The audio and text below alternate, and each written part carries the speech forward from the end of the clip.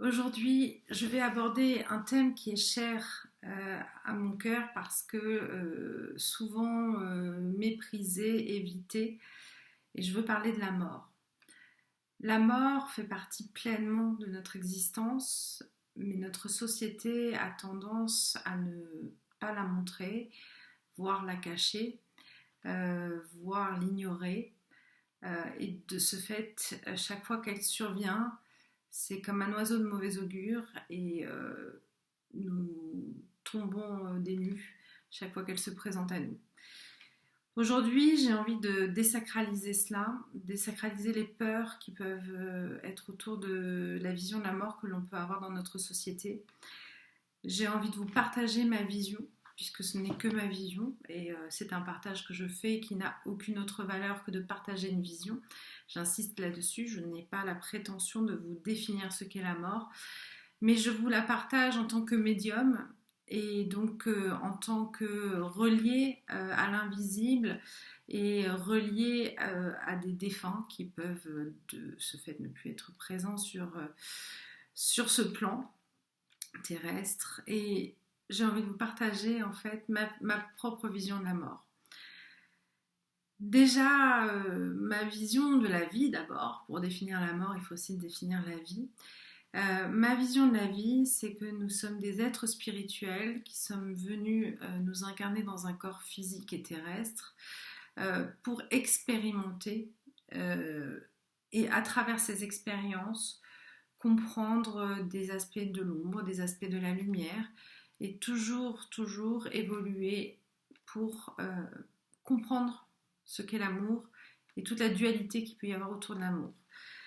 Donc ça, c'est une vision que j'ai qui m'appartient, mais qui est aussi en lien avec mes pratiques, avec les différents outils que je peux avoir, et notamment ma vision en lien avec les annales akashiques qui permet d'accéder à ce qu'on va appeler les vies antérieures.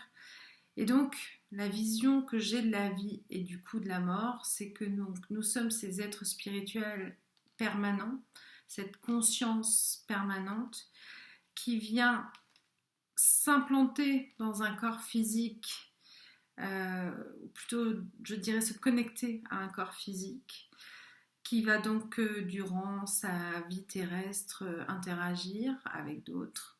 Et le jour de la fin de cette expérience, on se déconnecte de ce corps physique et donc on repart sur le plan dans lequel on est habituellement en fait. Donc il faut, selon moi, comprendre que la vie terrestre n'est pas permanente puisque la vraie vie permanente ne se situe pas sur ce plan-là. Nous y faisons des incursions, donc dans ces vies terrestres dont je parlais il y a 2 minutes, qui sont répétitives avec plus ou moins d'espacement en fonction des expériences que l'on souhaite vivre. Et donc selon moi, la mort et la vie sont prédéterminées avant l'incarnation. C'est-à-dire qu'on va avoir une feuille de route qui intègre plusieurs paramètres. Évidemment, le paramètre de votre naissance, mais également celui de votre mort. Et il va aussi intégrer des étapes essentielles dans ce parcours que vous vous êtes prévu. Donc, la mort est pleinement intégrée à la vie puisque elle n'est que la fin de cette expérience qui de toute manière est prévue sur un temps donné. Donc, elle n'est pas à dissocier de la vie, la mort. Et de ce fait, quand nous, en tant qu'êtres humains, on oublie certainement volontairement d'en parler, on vit la mort comme une injustice, comme quelque chose qui n'était pas prévu, comme forcément une malédiction qui s'abat sur nous, un accident, une maladie, et que c'est toujours une grande peine de voir surgir cela, surtout sur des proches que l'on aime, parce qu'évidemment il y a ce paramètre-là aussi. Alors que selon ma vision, c'est juste le moment où il était prévu que ce soit pour nous ou pour les autres, la fin se manifeste. Donc, si déjà on peut intégrer en soi qu'on n'a pas de prise sur la date de fin et qu'elle fait pleinement partie de notre vie, d'une certaine manière, on peut aussi lâcher prise sur ça, puisque du coup, certes, la date de fin est prévue, et c'est le cas pour tout le monde, mais comme on ne sait pas quand, on a finalement à pleinement vivre ce que l'on a comme temps entre notre naissance et notre mort. Et si possible, accepter qu'un jour ou l'autre, ça s'arrête. Donc si on peut avoir cette vision-là, je dirais que, en tout cas pour mon cas, ça m'apaise de savoir que j'ai une date de fin et que je n'ai aucune prise sur cette date de fin, que ce sera le jour où c'est convenu que ce soit le jour, et que forcément cette date de fin, elle va se manifester si je suis encore jeune, si je puis dire ça. Elle sera peut-être sous un format d'accident, de maladie, ou alors si c'est plus tard, peut-être juste d'un organe qui va arrêter de fonctionner. Mais dans tous les cas de figure, il y a quelque chose, il y aura un événement qui va créer ce moment-là.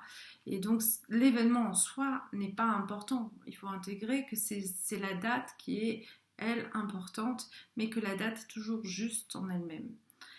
Donc ça, c'est ma première vision des choses. C'est qu'on a une date de péremption comme un aliment que vous achèteriez et que cette date de péremption, c'est le jour où vous devez partir.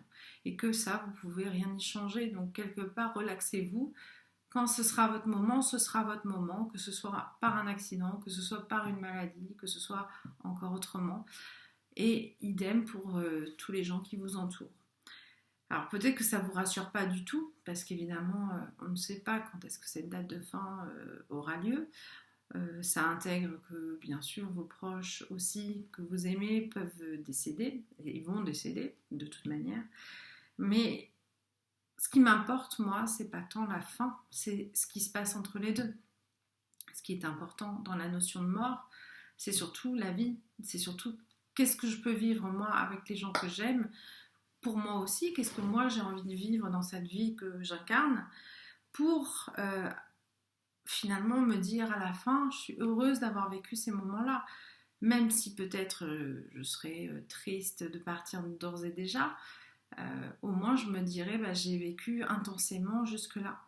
À l'inverse, si j'ai peur de la mort, qui de toute manière arrivera, je peux m'empêcher de vivre des choses, je peux me bloquer à faire des choses, je peux bloquer aussi mes proches dans des choses qu'ils peuvent faire, qui peuvent me paraître dangereuses.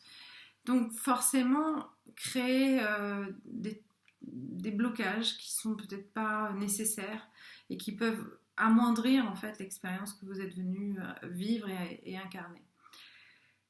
De plus, comme je le disais, j'ai aussi une expérience dans les annales akashiques. Les annales akashiques permettent d'accéder à différentes vies, ce qu'on va appeler les vies antérieures. Et donc, je sais aussi, grâce à cela, que on vit autant que nécessaire sur le plan terrestre, tant qu'on doit expérimenter soit des épreuves, si je puis dire comme ça, soit des expériences qui vont me faire évoluer et pour faire évoluer un tout qui est supérieur à moi. Et ça, dans ces expériences auxquelles moi je me suis connectée pour moi, on comprend en fait bien sûr que la vie a une valeur immense en soi. Chaque vie est importante, mais chaque vie a son bon timing. Et ce timing, ça peut être un timing très long, un timing très court.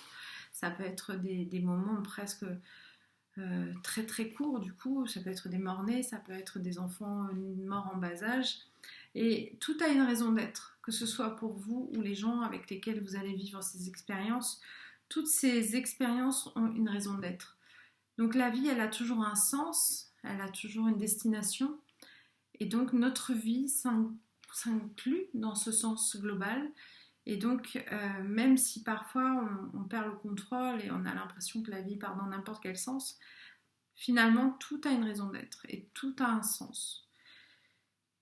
Donc la mort, en plus de ça, comme je l'aborde maintenant avec la médiumnité, c'est-à-dire que je peux rentrer en contact avec des personnes défuntes, donc qui n'ont plus de corps physique, mais leur énergie, leur âme, si vous préférez, reste toujours accessible.